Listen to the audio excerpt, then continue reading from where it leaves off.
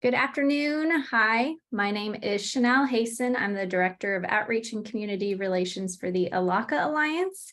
We are thrilled that you are joining us tonight for a great presentation talking about what happened in the 1970s when there was the first and only translocation of sea otters here on the Oregon coast. And I'd like to introduce our speaker this evening, Bob Bailey, who is the Elakha Alliance Board President. I normally give a little spiel about the Elakha Alliance, but we're going to forego that because he will go over it.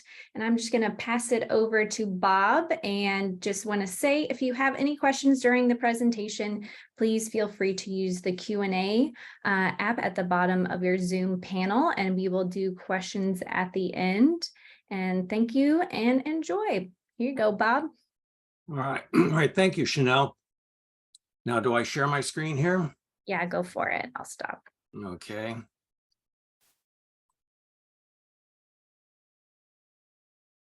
There we go. Welcome, everybody, and thanks so much for coming. It's really a pleasure to give this presentation tonight to talk a little bit about the work that I've been doing over the last almost year, trying to track down what happened.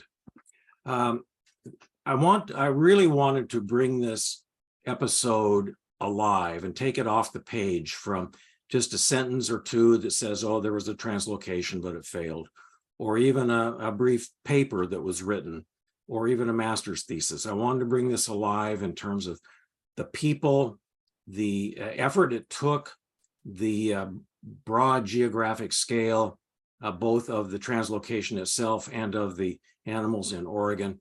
And I really wanted to try to track down what really did it take to pull off this translocation and what happened. In the end, though, like with all historical events, you can only go so far before you run out of detail and run out of really a definition of what really happened. So we're going to explore as much as I've been able to track down.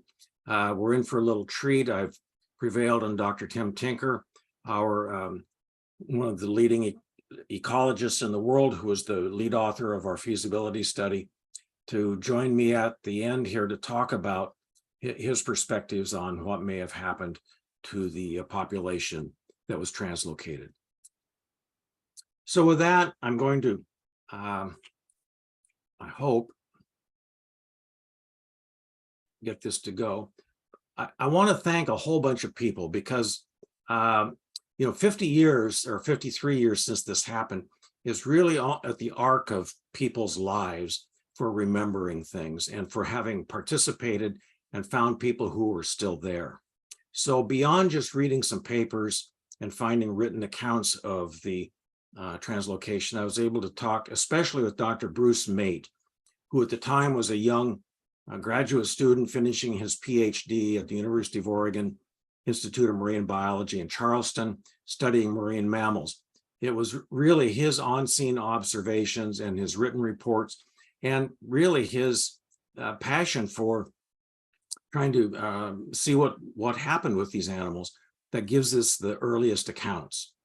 Likewise, Ron Jameson, a graduate student who was then ended up being a graduate student of Bruce's, came on scene in 1972, and it was his really detailed observations over several years that give us an idea of what happened. And then his work beyond that into the 1980s and 90s, including subsequent written reports. I interviewed several other people, Bill Hall, who was at that time an Oregon State Game Commission biologist who was very involved, as well as Alan Mitchell down in Port Orford, an historian who supplied me with the black and white photos and actually got me interested in this. Charlie Bruce, Bob Swingle, Scott Groth, and Jim Bodkin all provided advice, photographs, and other assistance. So this has been a work involving a number of people. So 53 years ago, these sea otters from Amchitka Island came to Oregon's south coast. And on the scale of things, they didn't stay very long. And I'd like to tell you the story. So on the morning of July 18th, the typical July morning on the south coast, but not typical because a C-130 from Alaska came down from the clouds and landed at the Cape Blanco airfield just north of Port Orford. And on board were 31 special passengers, each in its own carrying cage. So I guess the fundamental question is, why were they being brought here? Why were they being flown to the southern Oregon coast? The coast which once upon a time was in fact home to sea otters, but no wild sea otters had lived here for more than a century. The stories of coastal Indian people tell of sea otters at this point down on the southern Oregon coast, just north of the Rogue River, which is today known as Otter Point, but in the Dene language also meant sea otter rock. Other accounts tell of sea otters being hunted at specific places such as Gull Rock, which we'll see in a bit, and near the mouth of the Sixes River, and Sunset Bay up by Cape Arago. When outsiders arrived, they too saw sea otters in the water along the Port Orford waterfront, as well as up north. This is a drawing based on an article published in Harper's Magazine in 1856 that recounts a story of hunting sea otters near the mouth of Coos Bay. These guys shot two mothers and their pups. But since 1900, these animals have been absent more or less from our waters. And why was that? Well, sea otters in the meantime had become a source of financial wealth. The maritime fur trade, which kicked off really in 1741 by the Russians and lasting well into the late 1800s, if not the early 1900s. Sea otters were hunted for their rich fur across their entire range, from Japan all the way down to Baja, California. This is a fascinating part of history that involves Russia, Spain, Great Britain, the new United States, and other countries. And even though the Oregon coast was not a prime sea otter hunting site, the otters on our coast were not immune to the fact that they had become not just a symbol of wealth, but actual wealth itself. This article in the Coos Bay Times from 1910 talks about Mr. George Forty, who arrived in Coos Bay to have a sea otter pelt evaluated. He hunted it down south of Port Orford, and when he brought it up to Coos Bay, Mr. Brown, who was experienced in hunting of these furs, valued the hide at $500. And that was a lot of money in 1910. Since then, no wild otters have lived on the Oregon coast. Occasionally, we will see a single animal, usually an adolescent male, drifting by, as young males often do, out looking for adventure and good time. This one was at Yaquina Head in November of 2021. Otherwise, sea otters are virtually absent between the Olympic coast population north of Grays Harbor and the population on the Central California coast, which is the furthest north is just north of Santa Cruz. But Amchitka Island, as were a number of other places, turned out to be refuges for small scattered populations of sea otters that survived the hunting holocaust. And around Amchitka, this was actually some prime sea otter habitat where these animals could recover. And they did. Protected by federal and international law beginning in 1911, the number of sea otters and other marine mammals increased around Amchitka and in other areas.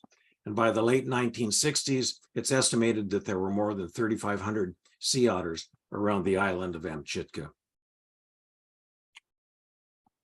Amchitka Island also was a place, its strategic location far to the west in the Aleutian Island chain, put it close to Japan.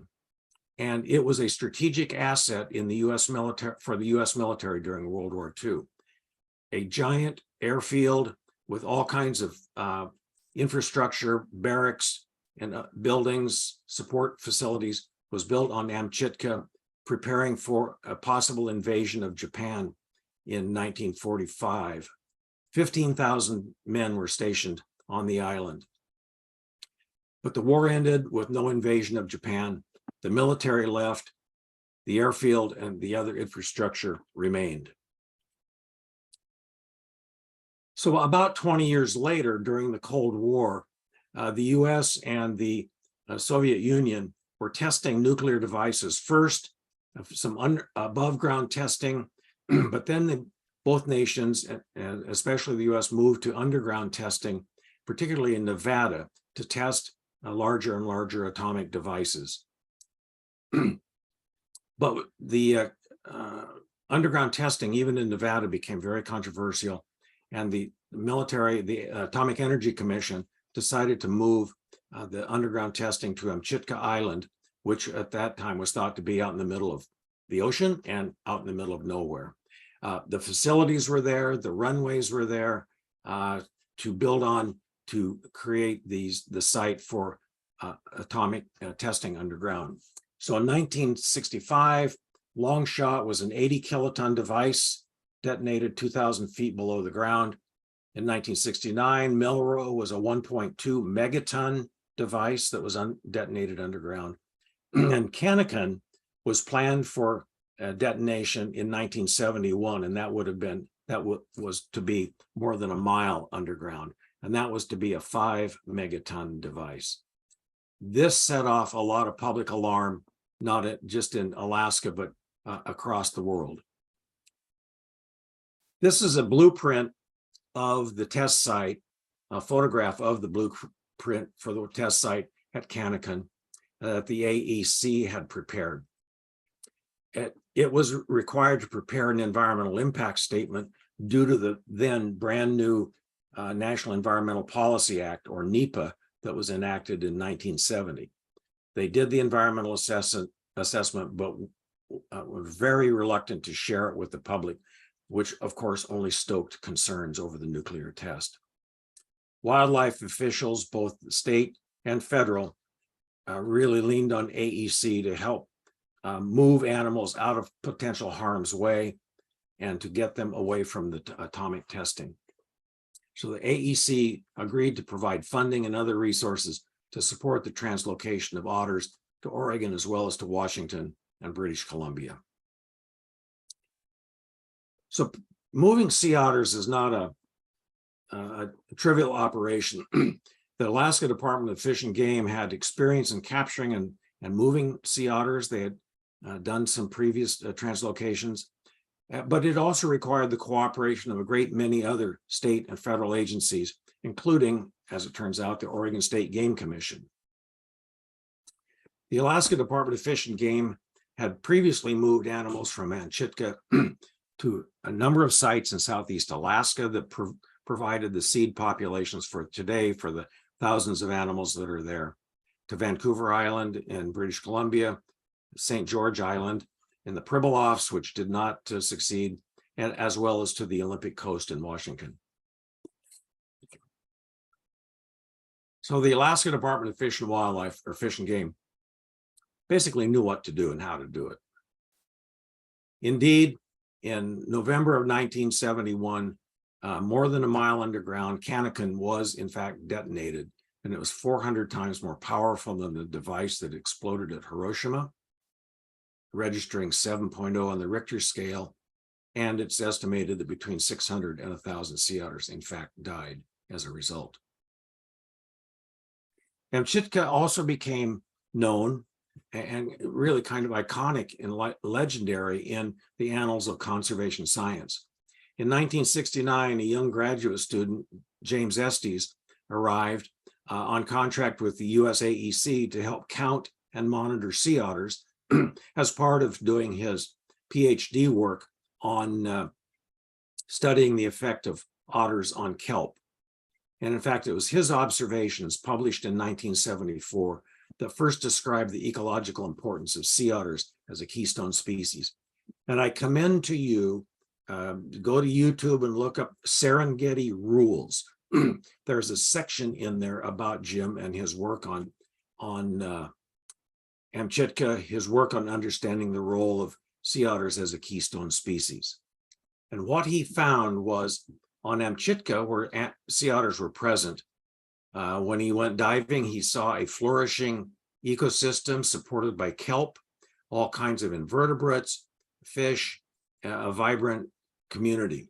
When he went to Amchitka Island, 200 miles away, where no otters existed, he wanted a control site. He saw nothing but an urchin barren.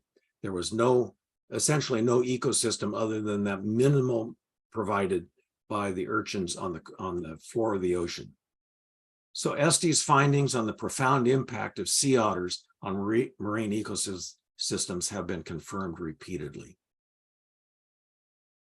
So because of its kelp beds and rocky reef habitat, the Oregon State Game Commission chose the area on the south coast around Port Orford as the place to release sea otters. Back up on Amchitka Island, this is what it looked like capturing sea otters. On the Bering Sea side of the island, which I'm told by Bill Hall was a much more calm environment than the Pacific Ocean side of the island, these 300-foot long, 15-foot tall, so-called tangle nets were deployed with floats across the top of the water and just enough weight to pull the curtain down 15 feet. Biologists from Alaska Fish and Game, as well as those from the Oregon State Game Commission that went to Alaska, monitored these to make sure that when an animal was caught, they immediately were out there to get it so that the animal wouldn't drown. The animal was pulled, very unhappy, very not pleased at all, was pulled up to the boat and to be transferred to the carrying cages you can see there. The animals were then delivered from the boat to shore. These are 4 large holding ponds that had been constructed previously for some work, research work by Carl Kenyon, who wrote the definitive book on the sea otter in the Pacific Ocean. And that was circulating seawater, they could hold up to 70 animals apiece. So when enough animals had been collected and the time had come to transfer them to their destination, they were transferred from these holding tanks to their individual carrying cages that had been constructed for the purpose. They were galvanized steel on the bottom so that they could contain water and ice to help keep the animal cool, and then the cage was over the top. At Port Orford, preparations were made to receive the animals. These walkways, 4 wooden walkways were constructed and connected together to form an open area between them where the otters could get in the water, but with a nylon fence net hung underneath it, they were not able to swim away. So these floating net pens were fabricated by the Oregon State Game Commission staff on site. And the Coast Guard buoy tender out of Alaska, the Whitebush, was deployed to come south and transfer these big net pen structures and their heavy anchors out to 2 sites, one in Nellie's Cove. So here's what it looked like with these net pens deployed in Nellie's Cove at Port Orford. Close enough to be accessible by a small boat, and but sheltered out of the wind from the north by the cliffs above Nellie's Cove. So here's where they were located. The trucks would come from Port Orford Airport down to the beach at Port Orford and delivered in the boats around the corner to the net pens. So on July 18th, these 31 animals were flown 2,600 miles from Amchitka to Port Orford, and I am told that they screamed every mile of the way. The crew that stayed with them were not happy. They came down out of the clouds and arrived at Cape Blanco early on July 18th. 21 females and 10 males. This runway, which still exists today, was built near the end of World War II to support exactly this kind of military aircraft. It was originally built for bombers, but this cargo planes will do. So they were unloaded from the belly of the plane. Each of these cages weighed well over 100 pounds by the time you had a heavy metal cage plus an 80-pound animal inside. So it took a couple of guys to haul them up to the back of the plane, and others to then load them into a large truck to be transferred down to the port area. At the beach, the truck was back down to the water, where then the cages could be loaded from the truck out onto these boats and then ferried around the end of the dock into Nellie's Cove. As you can see, there's quite a crowd had gathered both at the airport and down by the dock. So this was kind of an exciting community event. The small boats ferried these animals around to the net pens, where they were fed several times a day fresh squid and fish fillets. And the record shows that they preferred the fish fillets, and in fact would stuff them into their little pouches for future eating. So biologists monitored the net pens. They could get out there pretty easily for feeding and just to make sure that the animals were doing okay, or the animals could haul up on the walkways around the edge of the open area in the middle. Two of the animals, as it turned out, died in the net pen phase. So that left 29 animals to be released, 20 females and 9 males. The animals were doing so well that instead of a week, it was decided to release them after a couple of days. So the net pens were to be towed from Nellie's Cove south, a little over 4 miles away, down to Humbug Mountain, where there's kelp beds. But it did not go as planned. 2 fishing boats, here in the old style salmon boats, towed the net pens out of the cove, headed south towards Humbug Mountain.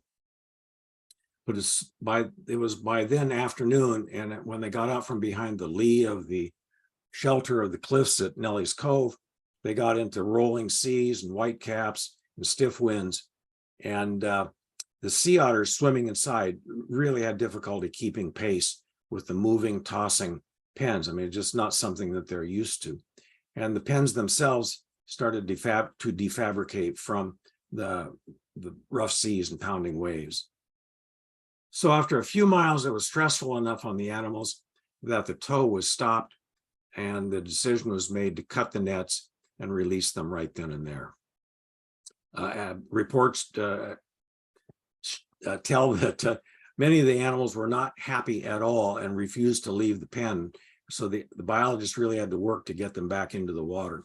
Eventually, all 29 were in the water, several of which returned to the dock at Port Orford before the boats did. It appears that 14 of the animals remained in the area and the others simply vanished. We'll talk more about that. So on July 20th, they had been released, 20 females and 9 males. So Bruce, mate, who I talked about earlier, began some informal observations about a month later. On August 26th, he did a brief survey from Coos Bay to Port Orford.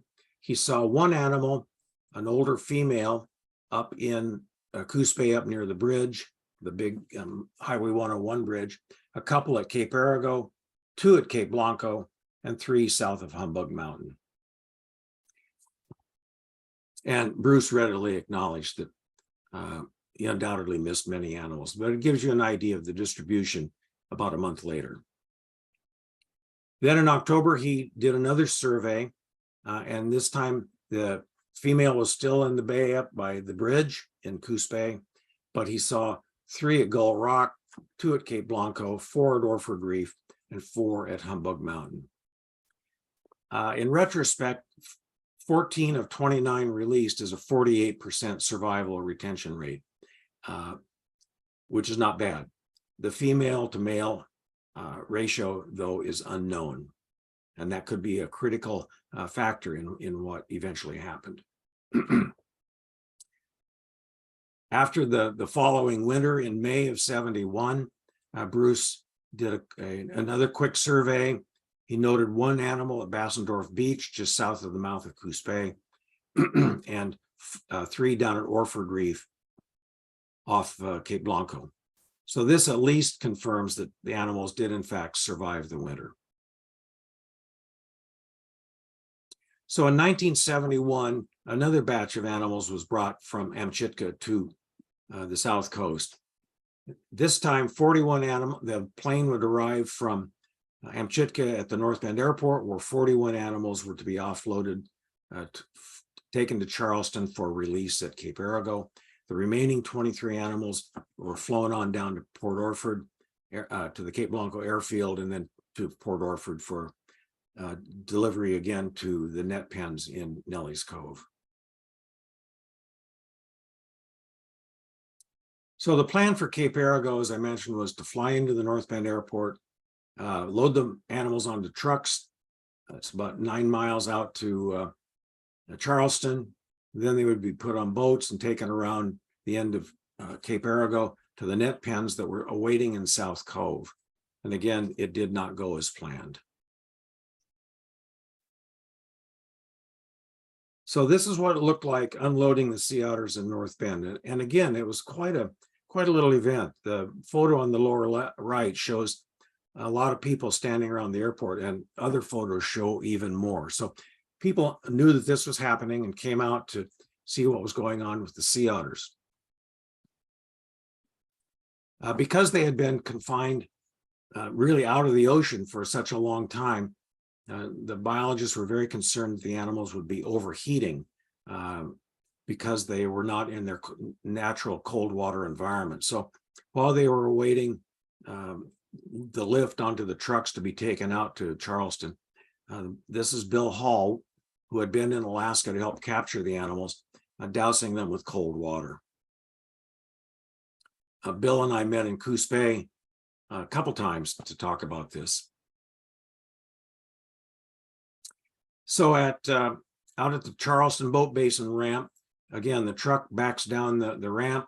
The animals in their cages were transferred from the truck to waiting boats for the transit to around the corner to South Cove at Cape Arago.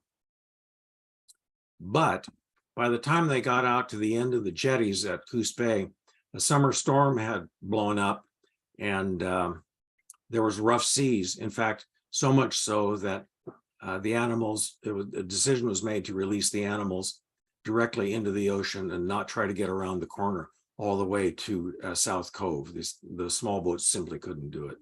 So the animals were released directly into the ocean, somewhere between the mouth of Coos Bay off the end of the jetties and Sunset Bay. The airplane had flown on down to Cape Blanco airfield. And again, the remaining 23 animals were put in trucks, taken down to the dock area at Port Orford and loaded into small boats.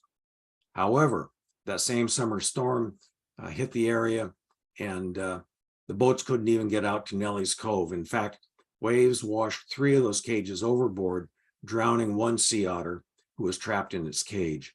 So a decision was made right then and there to release all 23 otters directly into the water without getting around the corner into Nelly's Cove. So now we come to the part about what happened to the sea otters. But first, I want to take a look at some of the sites where sea otters were observed from August 1970 to July 1981. I think it'll help you get an idea of the scale, the geographic scale within which these animals were surviving, and the scale that it made it difficult to really observe, keep track of the animals over that period of time. So then we'll go through the observation counts from both Bruce and from Ron Jameson and others, and then we'll analyze what we know and don't know. So here are some of the major sites that were named in the surveys as places where animals were observed. And I think it's interesting to note that the large geographic area here, that animals found these sites, these habitat sites on their own. Nobody gave them a map or directions to find them, but they found these sites that were suitable and really predicted to be good habitat areas. They seem not to have occupied a few other areas where you might have suspected that they would be. So here's the spread from Coos Bay on the north all the way down to Cape Sebastian and Myers Creek just south of the Rogue River. So Cape Arago, Simpson Reef, you can see here the mouth of Coos Bay and the jetties. Upper Coos Bay, at the upper left there, that's where the one female was. And then Bassendorf Beach, just south of the mouth of Coos Bay, there was another sighting there in 1971. Gregory Point Lighthouse, Sunset Bay, and then on south to then Shell Island, North Cove, and the tip of Cape Arago. You can see over here on the right, South Cove, that's where the net pens were set up that were never used. But Shell Island and North Cove, Simpson Reef, turns out to be a really well-used habitat area. In fact, this is a photo taken a number of years ago in the late summer, early fall, that shows on the beach there at Shell Island, it is covered with stellar sea lions, as well as the California sea lions, elephant seals, and a lot of harbor seals all over these rocks. So this is really a marine mammal, a happy place. It's also the site of the only known occurrence of giant kelp on the Oregon coast is inside the reef here at Simpson Reef. Further south at just off the tip of Cape Blanco and the mouth of Sixes River is Gull Rock, which sounds like a rock, but it's really not. It covers quite a large area and it has lots of habitat opportunities to get out of the surf and to go hunting for prey. So Gull Rock was seen a number of times. This site too was noted in ethnographic stories by indigenous people as a site where they would hunt for sea otters. Cape Blanco itself is mentioned without specificity to exactly where on Cape Blanco, but this shows the relationship to Blanco Reef, Orford Reef, and then way in the distance is Cape Sebastian. Blanco Reef, just off the tip, just south of the tip of Cape Blanco, covers about 500 acres, say a square mile, relatively shallow, about 30 feet. It has only a couple of rocks where animals could haul out on them. But this turned out to be a very key habitat area for the sea otters. A little bit further south and slightly further offshore in a little bit deeper water is Orford Reef, which is much larger. It's probably 3,500 acres, 6 or 7 square miles, and has a lot of pinnacle rocks that stick up. This was the area that originally was suspected or was the target area for the 1971 release, but this area was not used as much as you might think it might have been. Just south of Port Orford is Humbug Mountain that plunges down to the water. The south side of Cape Blanco has some extensive kelp beds, but they also wrap around the corner here on the north side. Sea otters were seen here, but without notation as to exactly where. It's much easier to see into the ocean on the north side of Cape Blanco, of Humbug Mountain, than on the south side where you have to, it's tough to hike up the beach to get to that point. And then way further south of the Rogue River is Cape Sebastian. And just on the very south side of Cape Sebastian are all these cool rocks at Myers Creek. If you've ever gone over on Highway 101 up over Cape Sebastian and down again, it's just a beautiful drive down over the Cape and down past these rocks. So sea otters were seen as far south as here. Okay, we'd already seen what happened at the 1970 releases. Now let's take a look at what happened after the June of 1971 release. So those animals were released in June 24th. The next day, Bruce Mate went out to Simpson Reef, Cape Arago, and counted 11 animals out of the 41 were seen at Simpson Reef. Nobody went to Port Orford to look. So we don't really know the number of animals that might have survived at Port Orford. Bruce observed these 11 animals. One of them died the next day. So there was a remaining 10 animals. And of those, on June 27th, when he went back out to look, he observed that that group had split in half. 5 were at Gregory Point and 5 remained at Simpson Reef. He said that the animals at Gregory Point had become really popular, and lots of people went out to see them. Scuba divers got in the water to try to get close to them. People are climbing on the beaches and on the rocks to see the animals. And he also reported that that became a problem at Simpson Reef as well. So later that month, down in one animal was seen at Cape Sebastian, and we don't know if that was the same animal observed a year before or whether it was from 1970 or 71. Animals were not tagged. So in July of 71, later in July, about a month later, Bruce did an aerial survey from Crescent City, flew up to Florence, and saw 8 animals along the way, 3 at Cape Blanco, 2 at Whiskey Run, or more formally, the 5 Mile Point, which is right near the Abandoned Dunes golf course these days, Simpson Reef, and the Gregory Point Lighthouse. And let me tell you, seeing a sea otter from the air while you're flying an airplane is not an easy thing.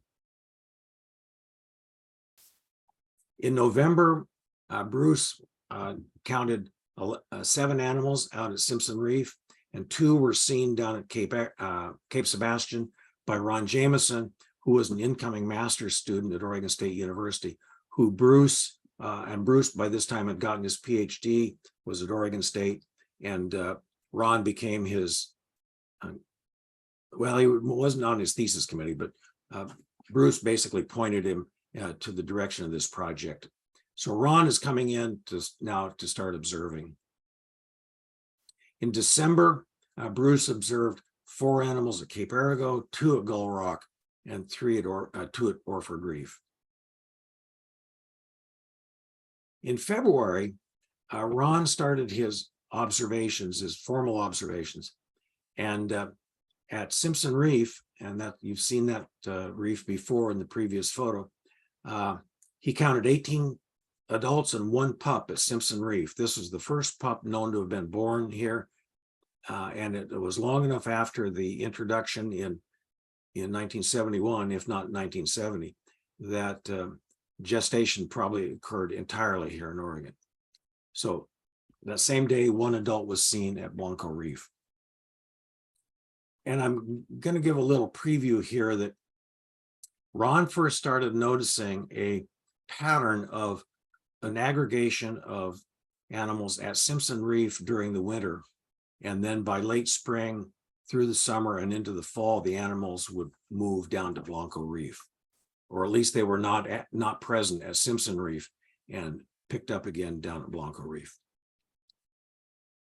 So Ron's observations here, and I make a mention of this, are just invaluable because he observed the animals a lot, and it tells us a lot about how they moved around in the region. In August, he counted 9 animals at Simpson Reef, including 1 pup, and 10 animals at Blanco Reef. So here in August, we see the population has maybe spread a little bit between these 2 sites. And later in August, 17 animals out on Blanco Reef and only 2 at Simpson Reef. Ron also speculated that heavy human foot traffic in North Cove during the summer at Simpson Reef and in North Cove may have been a factor in animals decamping from the area for somewhere else. He said it was a real problem with people out on the rocks, especially at low tides, trying to see the sea otters. So in September of that same year, again, you can see the pattern between August, September, where there's 18 animals counted at, down at Blanco Reef, 2 at Simpson Reef. December of that year, 29th, and let me tell you, being out to look for sea otters in the end of December is on the Oregon coast can be an iffy thing. 10 animals were seen down at Orford Reef and none at Simpson Reef. But by March, you had a whole cluster of them back up at Simpson Reef and a bunch at Blanco. April, the number at Blanco starts to pick up and the number at Simpson Reef starts to dwindle. And by the end of June, you can see that there were 15 animals counted at Blanco Reef. So this was the last of Ron's observations for his master's study, which is really too bad because his observations are frequent and cover a lot of area.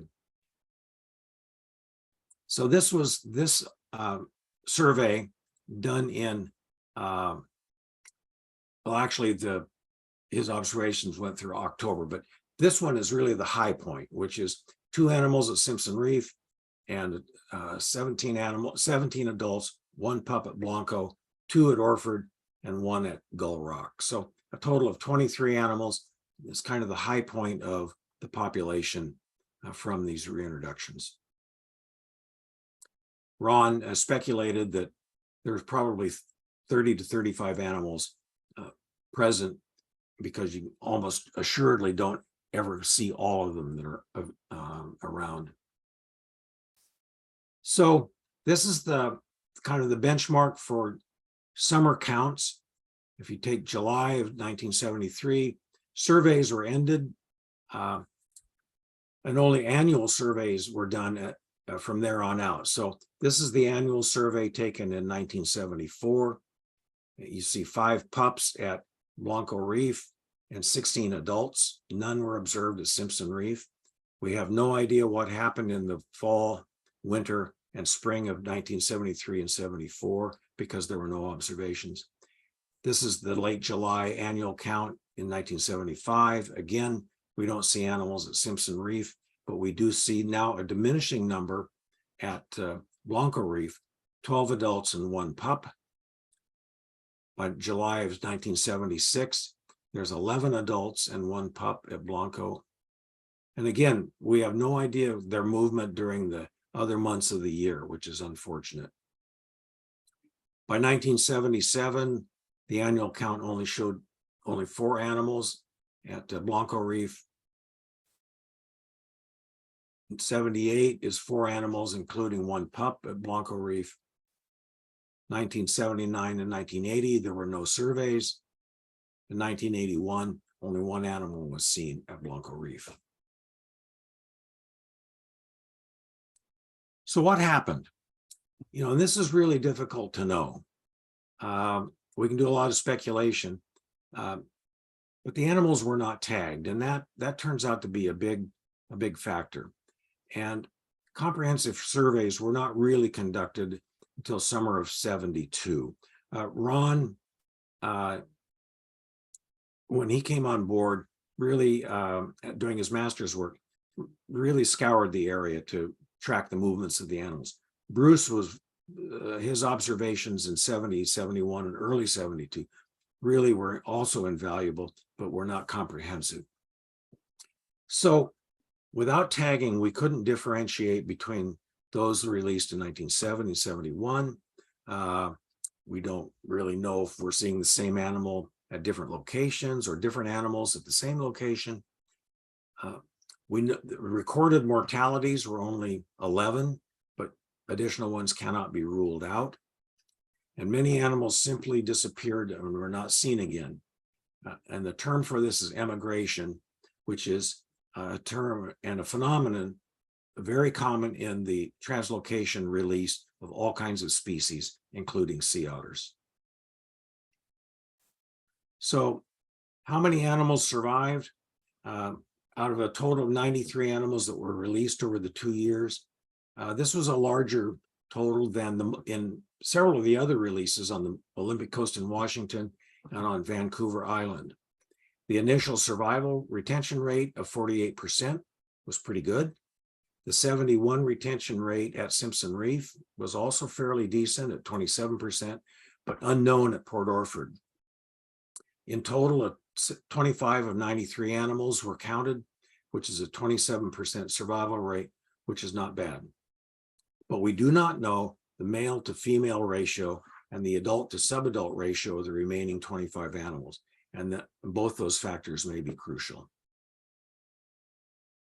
The animals seem to have adapted to the region, and as I say, it is amazing to me that they found and occupied many of the key habitats that you would think that they would.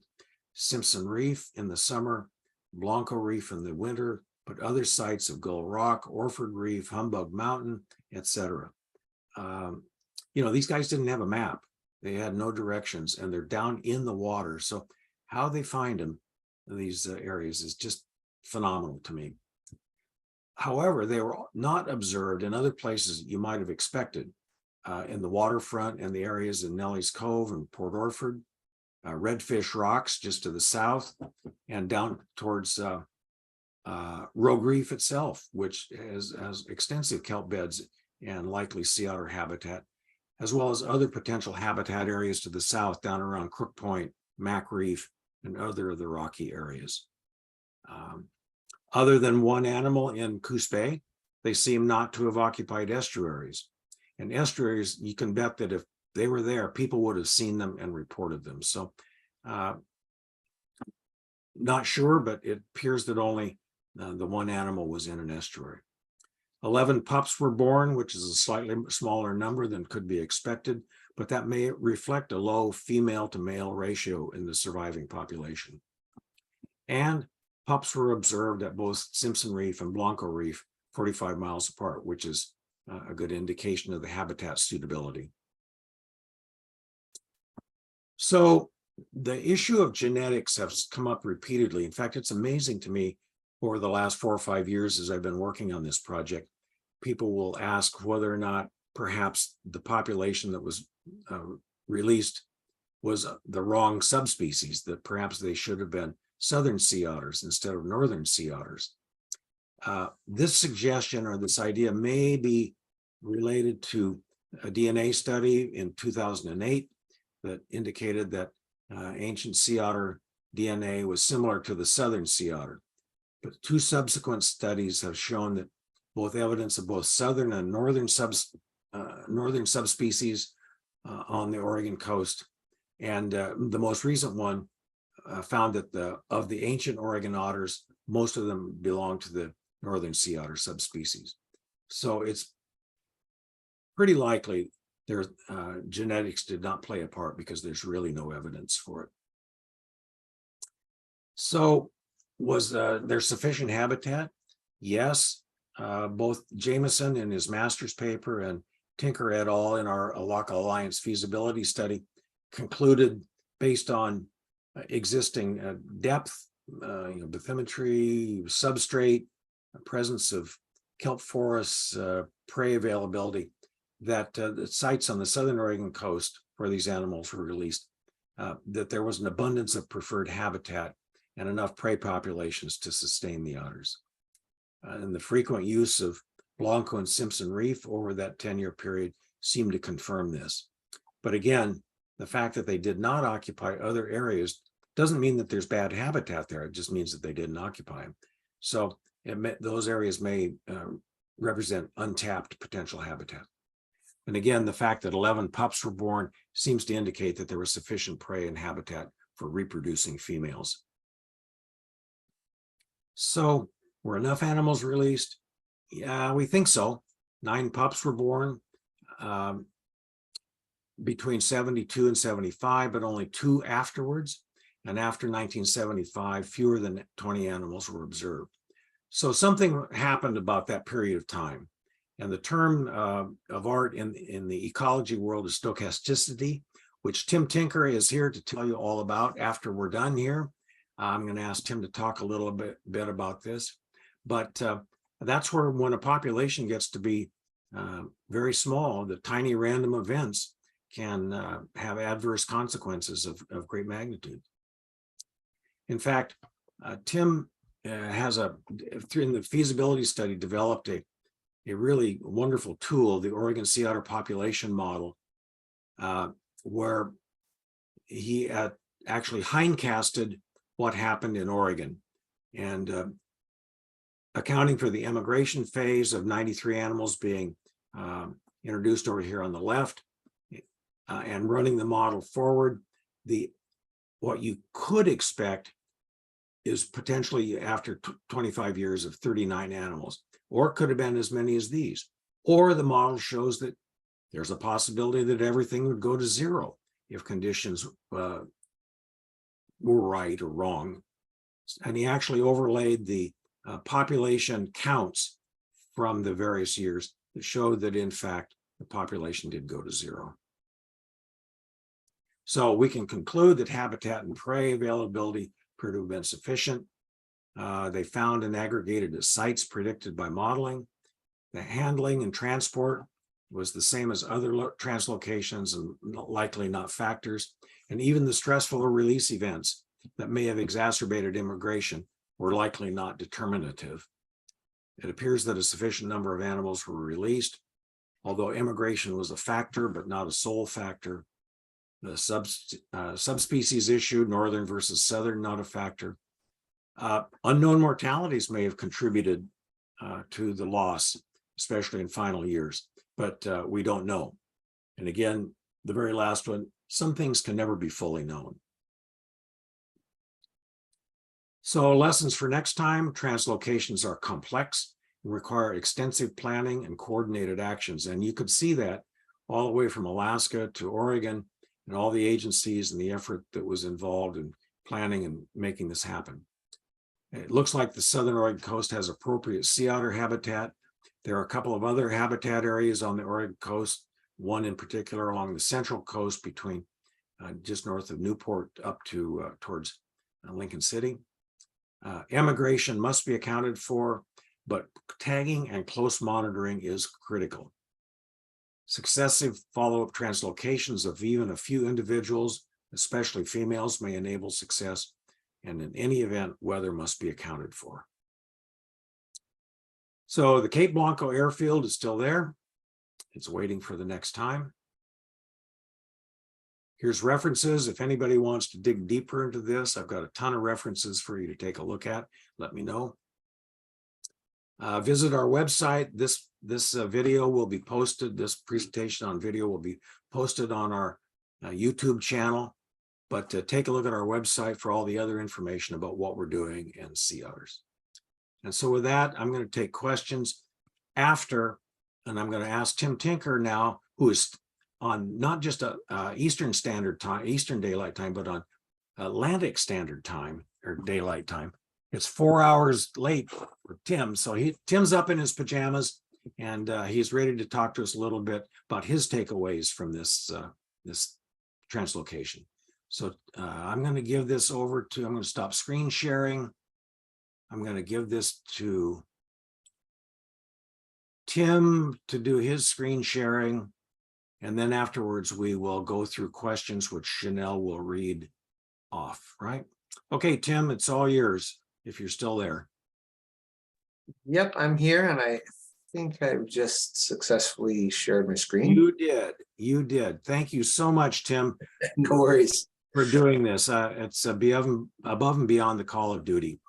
It's happy to help out, and plus I just really wanted to enjoy hearing the presentation. So yeah, Bob has really kind of given an incredibly detailed overview of what happened, of the sort of the historical context and what can be sort of determined by putting together all these little bits and pieces of information and data recorded in different areas. And I think that's incredibly useful.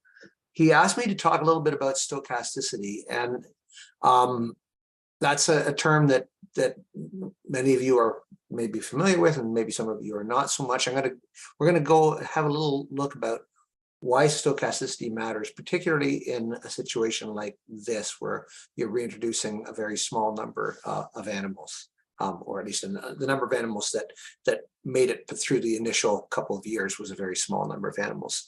And I think the important, I'm not going to really talk about what I think happened. I think Bob sort of has really given us a great overview of what seems most likely to have happened.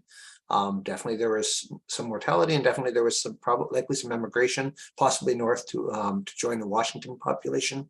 We don't know, and I'm not going to try and read these tea leaves and try and say what I think happened, because I don't really know either.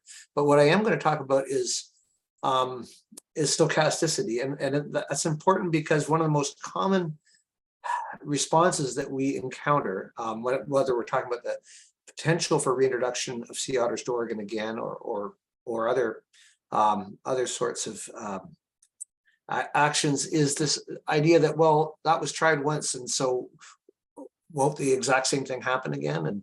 And the answer is no. It's incredibly unlikely that the exact same thing will happen again. And there are actually ways we can quantify the sort of the nature of uncertainty. So with that, I'm going to delve in here. So I want you to imagine a very small sea otter population, such as might have been left after several years after the reintroduction. This might be 10 otters or 20 otters, doesn't matter so much, but a relatively small population. And in that population, let's imagine that the average annual birth rate for females was 0.2, so 20%. Mean annual death rate, we'll say, is 0.15, and that means that we should expect, based on that, a positive population growth rate, since the annual growth rate, R, is calculated essentially as the difference between births and deaths. So 0.2 minus 0.5 suggests that there should be a 5% positive annual growth rate. That's what we should expect on average. However, births and deaths are probabilistic events. And that means that each individual otter has an annual probability of 0.2 of producing a pup and an annual probability of 0.15 of dying. But these probabilities at the individual level are like coin tosses. They're stochastic.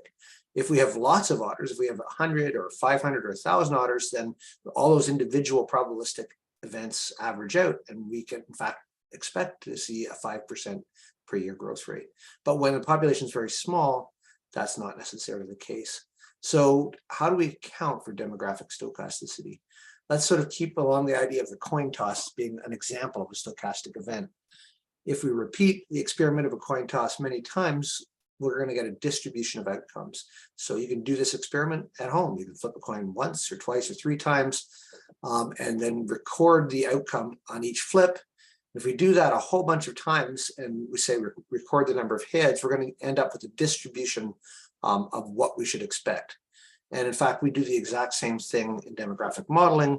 We can use the same approach for birth and death events, only now just imagine that our coin toss has probabilities different from 0.5. So calculating abundance from births and deaths is pretty easy. In terms of an equation, we expect a number of individuals in the population at year t plus 1 is going to equal the number of individuals in the population at t times 1 plus number of births, or the birth rate, minus the death rate. This is, of course, ignoring emigration or immigration. And as you heard, emigration may have been very important in the actual example, but we're just sort of looking at a very simplistic example right now. So again, for each individual, B is a coin toss for each individual. The probability of heads is 0.2, probability of heads, or an outcome, the event of dying, is 0.15. So on average, this population should grow at 5% per year. So let's run this experiment. And I just did that. It's very easy to do. And with mathematical programming, you can just run tens of thousands, and this actually is 10,000 different coin tosses of that nature. And here's the expected distribution of population abundances after 1 year. Again, this is for a population that has, on average, a positive growth rate. And indeed, if you took the mean of this distribution, you will find that the growth rate on average is exactly 5%. However, there's also a significant number of outcomes from this experiment where there's only 8 animals left by the end of 1 year. That's 8 here. It's well within sort of this overall distribution of outcomes, so not that unlikely. So for one of those outcomes, let's follow up the next year. So now we have 8 animals, and again we repeat that same experiment. Average growth rate is positive. But there's also a significant possibility that there's may only be 6 animals left by the end of the year.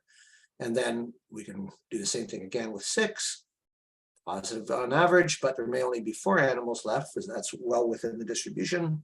And we repeat this again with 4. We can get down to 2. With 2, we can get down to 1.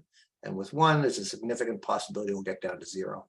So this is it's also possible that we might have ended up with about 40 or 50 animals after those 6 years as well. So a lot of different possible outcomes are just as likely to occur with when we start out with such a small population size. So stochastic outcomes are not very intuitive. It's not improbable that a small population whose average growth rate is positive could nonetheless go extinct within 5 years. And of course, in reality, we should account for other stochastic events. This was a really simplistic experiment. We didn't account for males or females, which would involve sex ratio, and the fact that pups at birth have an equal probability of being male or female. So that stochasticity enters into it, because you can end up with a female or a male biased sex ratio, which pairs may have happened in the Oregon population. There's also Lee effects for small populations, and that means we expect lower survival and pregnancy rates when we don't have adequate social structure. So there's a lot more we have learned about sea otter ecology since these translocations were conducted in the 1970s, and we would almost certainly not do the same, apply the same methods today. But again, that's not my point today. I just really wanted to sort of give this a little blurb about stochasticity, because it's so often forgotten, and it is our gut feelings about how things will play out are often misleading, because we tend to look at historical outcomes in a very deterministic way. We want to see patterns in things. And as a result, if we look at a historical outcome and for instance, reintroduction of X animals that grew at Y% previously, our natural expectation is to think, well, that if we repeated the experiment, the same thing would happen. And as we've just demonstrated, that's very likely not ever going to be the case. Reality is stochastic and not deterministic. So to model reintroductions, we actually simulate dynamics based on all the biological and demographic data we have available, but we include demographic stochasticity, such as we just included here, as well as environmental stochasticity, which is year-to-year variation in environmental conditions. And these two things can contribute to that uncertainty that you see often when you're looking at the model results. You see those big gray uncertainty bands. That means that even with the best information, we can't possibly be more precise in our predictions because of stochasticity. So that's all I have to say about stochasticity right now. I'm going to turn the mic back over to Bob, but if I see there's a lot of really great questions, so if there's any of those that I can help in answering, I'd be happy to do so.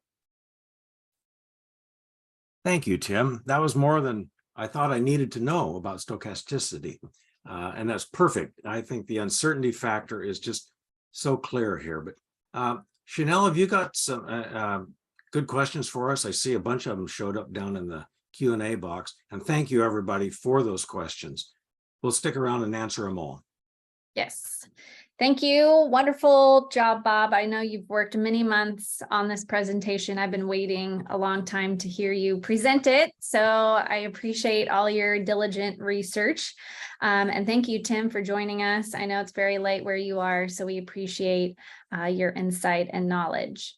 Okay. Let's go off to some questions. Was there a reason that the sea otters were not tagged when they were released? I have not run across a specific reason, but I'm here to tell you tagging a sea otter is not easy. And the technology of the time, there was really no technology that worked on sea otters. For many animals, you can use an ear tag or something on their tail, or they're attached to their fur or their skin. Not a sea otter. You can't attach something to them in the way that you do most animals. So A, the technology didn't really exist, and B, I don't think anybody was interested in tagging these things. I think they were interested in removing them from harm's way. It's only been recently that tagging has evolved to being able to work adequately. I don't say super, but adequately on sea otters. So at the time, I didn't run across any references to tagging. Oh, Tim, do you have something to say?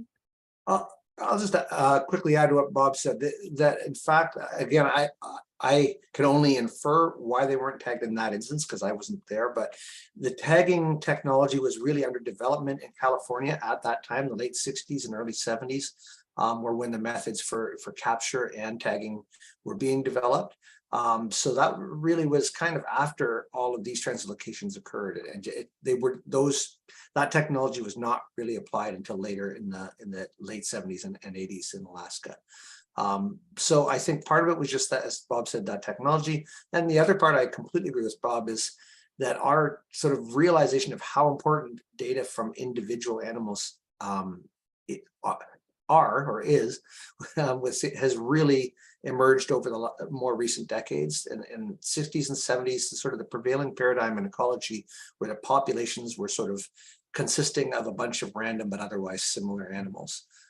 We don't really think that way now. And I don't understanding individual behavior and differences in individual behavior is sort of really foundational to ecology, but that was not really the case in the 60s and 70s. So so I think, yeah, I think Bob kind of nailed it there. Thank you. All right, Karen asks, what do we know about sea otter seasonal movement patterns or ranges in other areas, and how can that knowledge help make a reintroduction successful? Well, I'll start with this, but I'm going to ask Tim's advice too. That's one of the things that really jumped out at me, was that seasonal movement, if indeed that's what was going on. And over that distance of 45 miles, that was a surprise to me. I checked with a man named Jim Bodkin, who could not join us tonight, but who has extensive experience on sea otters in Alaska. And he indicated that, yeah, that they do, especially the younger animals, do move around. But Tim, what can you say about this? Because it was indeed a surprise to me. Yeah, so what you just said there about paraphrasing Jim, particularly during the years after reintroduction, what we call in the model the establishment phase, is we see these extensive movements and have seen them in every single one, including the sort of quote unquote successful ones in Southeast Alaska, where they're shortly after the initial reintroduction, or in the decade, well, shortly after it, in the 5 to 10 years after the reintroduction, we see movements often of tens or even hundreds of kilometers. So that are not necessarily typical of behavior in established populations. So I guess I'd first caution against trying to apply sort of what is normal sea otter behavior in an established population to what happens immediately after translocation, when the animals have been put into a habitat that they really are not familiar with. There is this sort of typical tendency for them to often try and get back to where they were. And California translocation, for instance, many of them did swim over 100 kilometers to get back to their original home ranges. That's, in the case of Oregon, they're not we don't believe any of them made it back to Amchitka, but many of them did swim north. And so that's not unusual. In terms of the general question, we have learned tons by tagging animals actually since then, in the decades since. So we know a great deal about differences in home range size and habitat use in different types of habitats by males, females, and juveniles versus adults.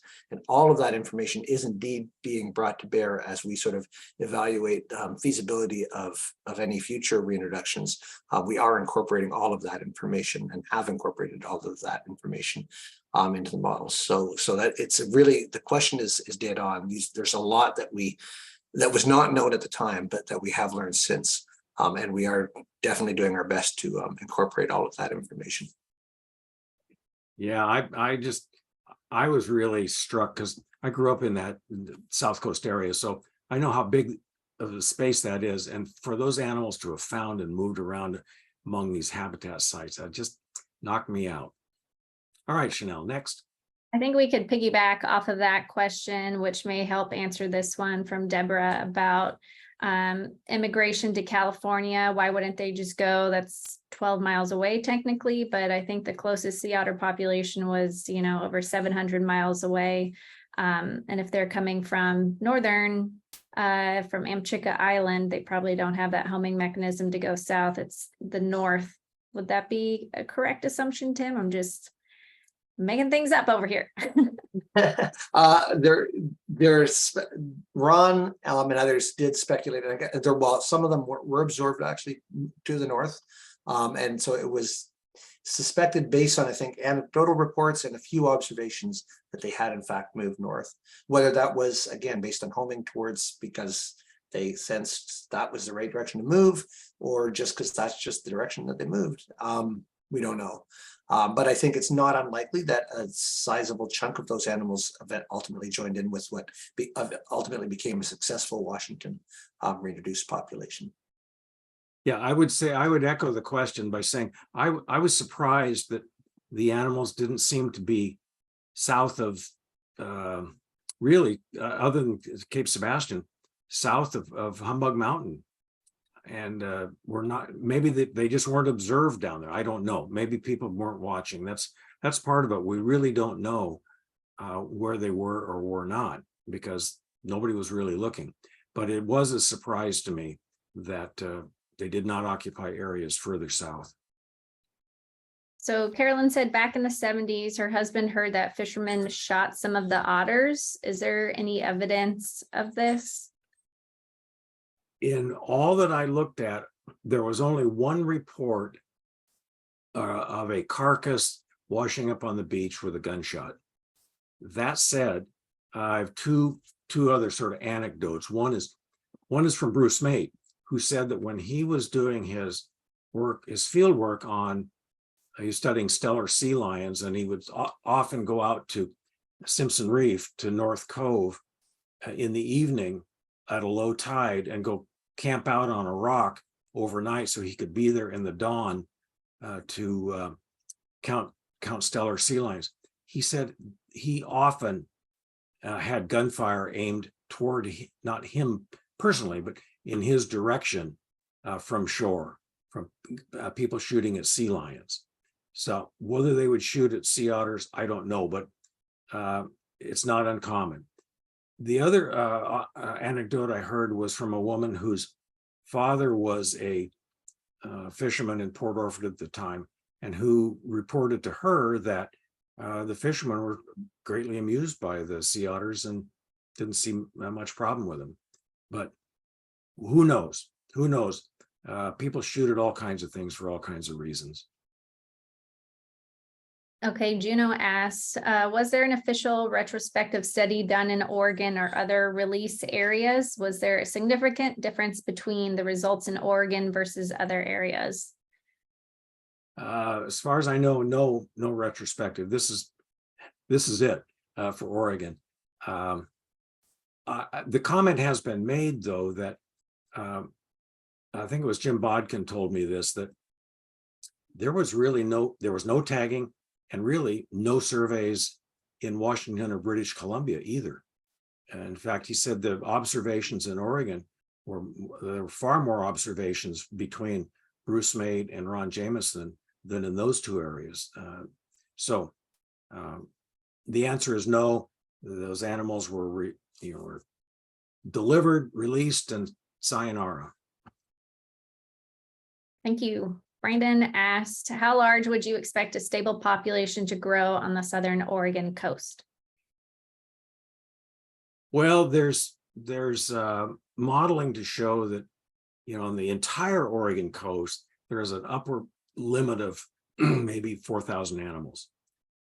I think the reality is that on the southern Oregon coast, if there was a population of several hundred, I'd be a happy camper, but that would likely be a successful population. But Tim, you have a far better idea about this. I'm hoping rather than knowing. So what do you think? Well, of course, no one can know for sure. If we apply this same density, the densities that we see in California, on a habitat specific basis, meaning for similar types of benthic substrate and for similar depths and coastline complexity and everything else, if we just assume that we're going to see similar densities as we see in California right now, then that's where the 4,500 number comes from for all of Oregon. So we don't know that will be the case. It could be lower, it could be higher. So in fact, and in that estimate, 4,500, there's also a really big uncertainty, confidence interval around that. I can't actually remember exactly without looking up what that confidence bound looks like, but yeah, there's a lot of uncertainty around that estimate. But that's as good a basis as we have, really, is to assume, since the habitat is generally similar to California, that there will be similar densities. I would just point out that the population in California, which extends from just south of the Point Conception towards Santa Barbara to just north of Santa Cruz, the population has been approximately 3,000 animals now for the last 10 or so years. And likewise, on the Washington coast, the population is between the mouth of Strait of Juan de Fuca down to just north of Grays Harbor. And that population has grown slowly to right now, right around 3,000 animals.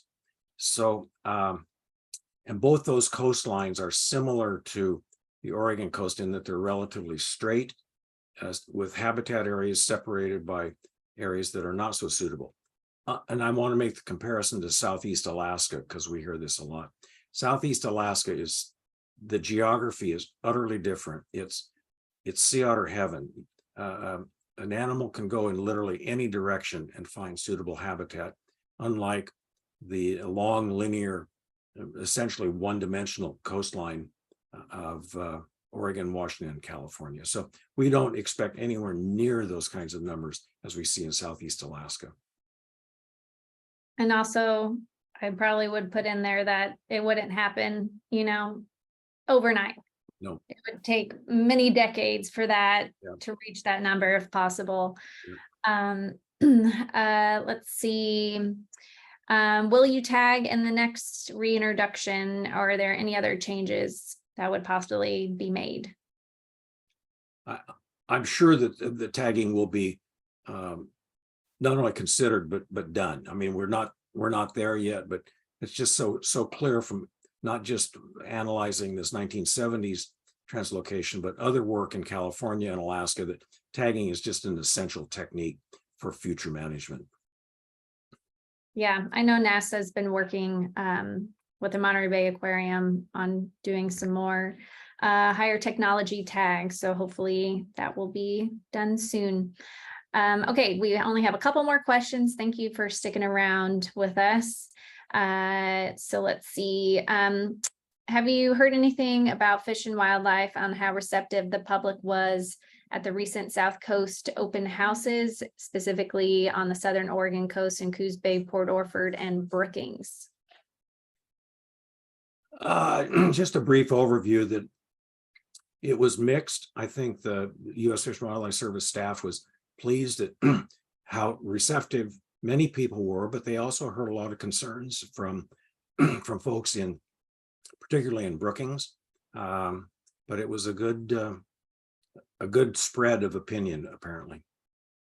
Yeah, I met with them last week and they said that they are very happy they did that. And it was a great opportunity for people just to come up and have a conversation and have questions answered, have maybe, thoughts and concerns that were not valid addressed. So I think there was lots of positive things that came out from those open houses, but on the Oregon coast, it was very, very positive overall, which was wonderful. Okay, Brandon asked, during the 1970s, were the other translocations successful in different areas? Yes, yes. The only one that was not successful was almost the first one out to St. George Island in the Pribilofs in 1965, I think. But yes, the other ones to British Columbia, the Olympic coast, Southeast Alaska were all successful over time. The population population takes years to expand, but they did, and they are. Could I just add that that establishment phase decline was pretty common at all the translocations. So this is again the same. If you're modeling the exact same parameters that predict those other populations, establishments also work just fine for the Oregon one. And that's what that graph that you showed shows, that sort of the range of expectations that we get from basing parameters on all the other translocations predicts that sort of range of outcomes. So what happened in Oregon was not hugely unexpected or fundamentally different than what happened. Otherwise, it just happened that the actual outcome happened to not persist. Okay, Margot asks, now that we're in the 21st century, what actions are taken to reduce stress on animals during a translocation? Boy, I'm soothing music or something. I don't know. We'll figure that out as we go. I don't really know, Margot. Tim, you may have an idea about that, but I really don't know. Well, it's based more on my knowledge from colleagues than my own. I'm more of a field ecologist than an animal husbandry, but I do know from attending many talks over the years that the science of animal husbandry has also moved immeasurably forward from the methods that were used in the 1960s and 70s. So the methods for caring for animals during transport, during capture, and during post-release even have all come a long way. So yeah, that's by modern standards, those methods, although they were perhaps understandable at the time, and we don't want to take history out of context, would be considered barbaric for people now. So definitely, yeah, I won't even try to get into the details because it's outside of my expertise, but I do know that is the case. I would just add that over the last year, we worked with a number of people to produce really a framework of all the elements that will have to be considered in a future translocation. And one of those elements is animal handling and veterinary care and then the whole nother one is the question of transportation. So as we are on the verge of getting the staff needed and we've built a lot of relationships where we'll be setting up a working group to really look at that question of animal care and veterinary care very carefully, bringing in that most current thinking of all the smart people who've worked on that over the last 20 years or so, and put them to work on this problem.